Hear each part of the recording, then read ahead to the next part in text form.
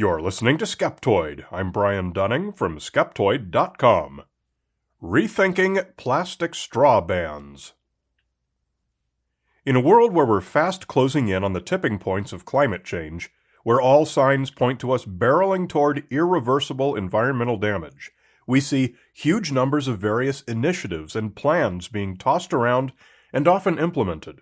While the deep systemic changes needed to make a real difference are moving at a glacial pace at best, lots of smaller local environmental initiatives are passing, and a lot of these happen to be bans on plastic straws.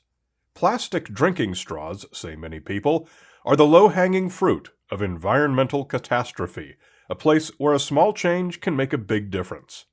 Today we're going to take a look at the science behind these bans to determine whether they truly are the best place to focus our efforts, or merely just the easiest. I would like to point out that I agree 100% with the motivations of every listener out there who does choose alternatives to plastic straws, and with those who support plastic straw bans. I believe your intentions are exactly right on track, and I love every one of you. The purpose of this episode is not to criticize your actions, but rather to point out hidden weaknesses in this particular type of activism, and to suggest improvements and alternatives that will better accomplish our shared goals. Let's get started by characterizing the scope of the problem that plastic straws create. The bans almost always cite ocean plastics as the trouble area, so we'll focus on that. Skeptoid number 665, Ocean Plastics, Facts and Falsehoods, covered many details in depth that we need for this topic. So go back and listen to that one now if you haven't yet. We know that about 8 million metric tons of plastic makes it into the oceans every year. Nearly all of it from China, Indonesia, the Philippines, and a handful of other developing nations that do not properly manage their waste. Figuring out how much of that consists of straws is harder, but the most popularly cited study gives the figure as 0.025%, or about 2,000 metric tons. The United States is responsible for somewhat less than 1% of the plastic in the oceans, so probably less than 20 tons of straws. 20 tons is still a lot of straws. In fact, at about 0.42 grams apiece, it's around 45 million straws per year. That's about 1 in 3,750 of the 120 billion straws that Americans use each year. So that's our final answer. About 1 in 3,750 straws ends up where we don't want it to. And that number's probably in the same ballpark for other nations who follow similar waste management practices to the United States.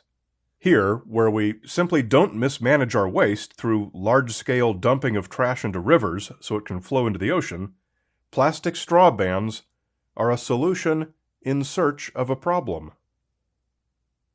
Note to be careful when researching this, or anything else. The most widely given number of straws used by Americans is 500 million per day. It's a bogus number, despite being copy and pasted into virtually every news article on these bans. Industry research groups say 329 million per day, thus the 120 billion per year number given here. If you're curious why an item that makes up such an infinitesimal proportion of plastic trash became the target of such aggressive bans, and why those bans always cite ocean plastics, even in landlocked states, you're in luck. It turns out that we are able to track this one down to exactly the event that triggered it. And like so many movements in popular culture, the genesis of plastic straw bans had very little to do with science and much to do with emotion. In 2015, a marine biology research team was in a boat off Costa Rica studying sea turtle mating. They noticed that one had some kind of debris stuck in its nostril. The YouTube video of what happened next went viral. As of this writing, it has nearly 40 million views. The turtle had ingested a 10-centimeter or 4-inch plastic straw or stirring stick, and in spitting it back out had somehow managed to send it out the wrong passageway, and it got stuck in its nose. For 8 minutes, the team wrestled with it using the pliers on a multi-tool, with the turtle cringing, squirming, sneezing, and bleeding the whole time. It's hard to watch. Fortunately, it has a happy ending. The straw finally pops out, the bleeding stops, and the team disinfected it and observed the turtle for a while before releasing it, whereupon it swam happily away. The emotional impact of this video is what put plastic straws on the public's radar. Within days of the video being posted on YouTube, August 10th, 2015, news sites everywhere were showing it. From The Telegraph on August 14th. Plastic straw removed from turtle's nose by marine biologists in heartbreaking video. From National Geographic on August 17th. How did sea turtle get a straw up its nose? And from The Washington Post on the same day. Sea turtle trauma. Video shows rescuers extracting plastic straw from deep in nostril. Well, how did this impact bans on plastic straws? You can use tools such as the Google News search and Google Trends to find out. Set a custom date range, then sort the results by date. The answer is that it took just over a year after the turtle video that the first bans on plastic straws began to appear in newspapers. Prior to the turtle video, the news was virtually devoid of any thoughts of banning plastic straws. So the data does appear to support that we have one unlucky turtle to thank.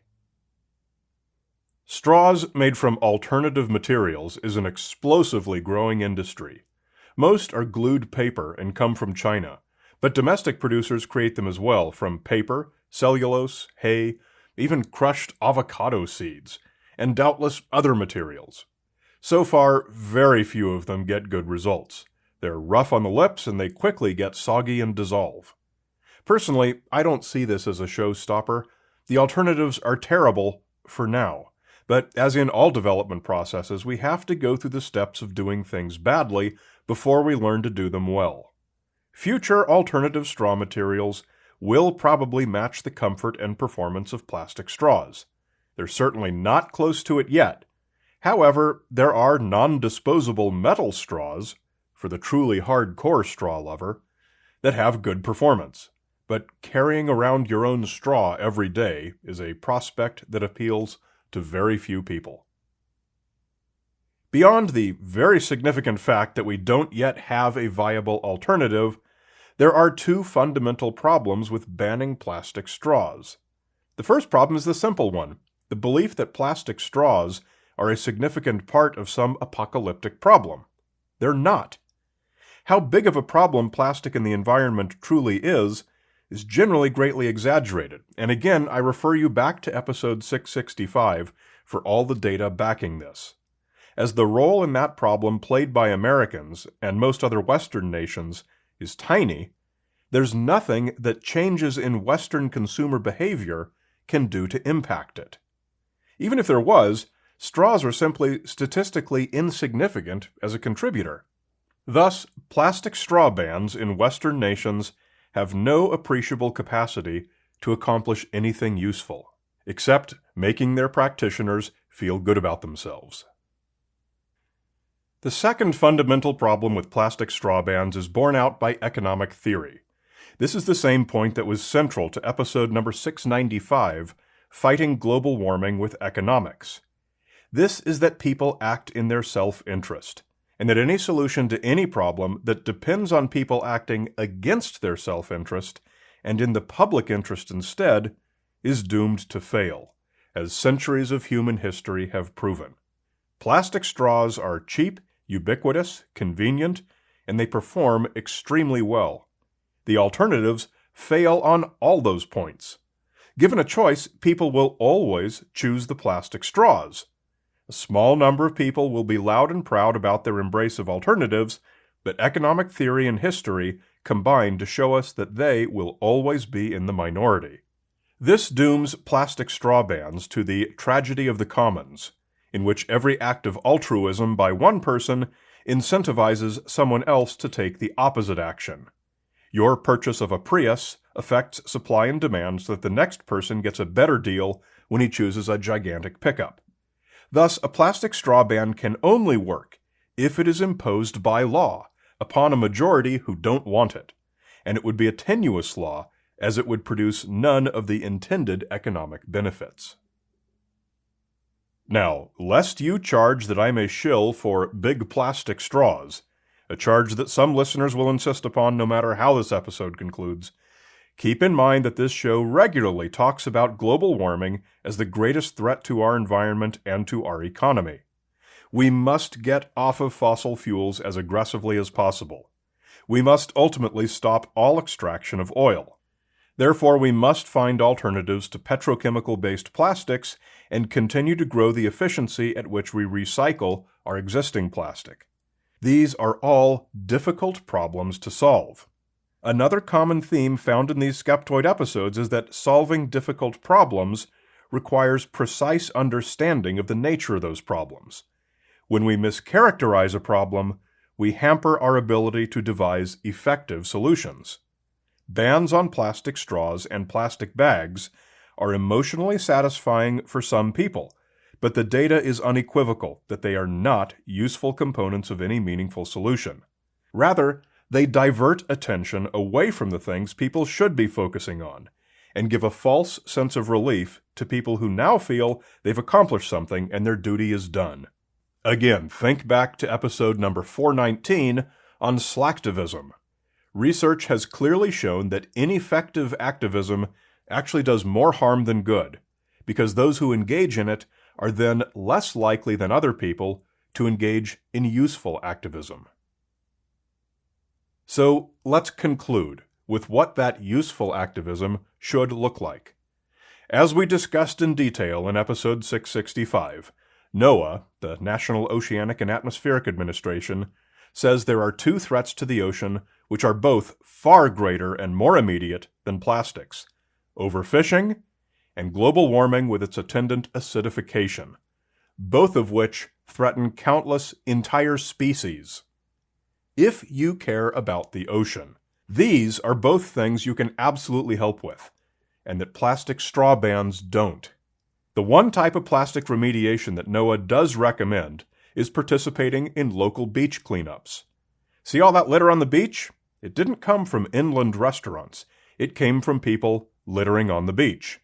It's mostly food containers, followed by plastic bottles and caps, paper products, plates and cups, and finally a few straws too. Even if you replace those plastic straws on the beach with glued paper straws, you'll still have just as much litter. So if you want to help, and you're going to be visiting a beach town, sign up for a community beach cleanup project. Help the oceans by fighting global warming at the ballot box, and help keep our coastlines clean with a fun weekend volunteer project. These are projects where activism truly counts. Some more activists who really count are our premium supporters, such as A. Funk from Halifax, Nova Scotia, Speakeasy Arcade, Mike Marsh, and Simon McMahon. Thanks so much. And for everyone else, are you getting the weekly podcast companion email? If you aren't, you're only getting half the show. There is so much more in this email that comes with each episode. If you aren't getting it, come to Skeptoid.com and click on Newsletter. And also, a reminder that something Skeptoid always needs is 5-star reviews from people who like us a 5-star amount. Science podcasts like this, that cast doubt on pop woo, always attract a ton of fake 1-star reviews from pseudoscience enthusiasts. So we always need you to fight back for us. Search for Skeptoid on iTunes or the podcast portal of your choice, and strike back at the wooists. Having good reviews is important for keeping Skeptoid in the top 10 of social sciences in iTunes, where it's been for 12 years. Thanks for your help and for your support. You're listening to Skeptoid, a listener-supported program. I'm Brian Dunning from Skeptoid.com.